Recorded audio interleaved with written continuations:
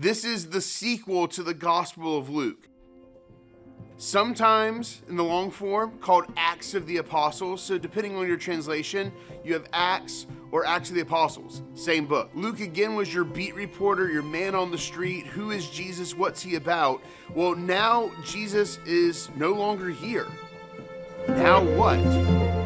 How do they handle magistrates and priests and religious leaders and governors? What happens to these guys? This is essentially the sequel to the story that is the ministry and life of Jesus Christ. This is part 2, if you will. Acts is essentially divided into really 2 big categories.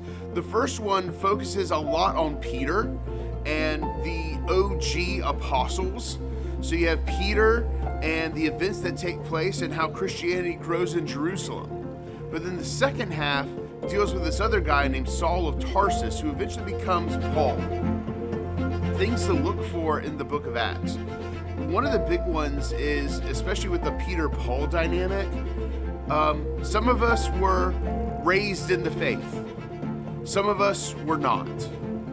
And there's room for both of you. Don't feel like your background and your history puts you on the outs when it comes to serving God, when it comes to loving Jesus, and it comes to ministering to a community, or specifically a community of faith. So look for that as you read through the book of Acts, and be blessed.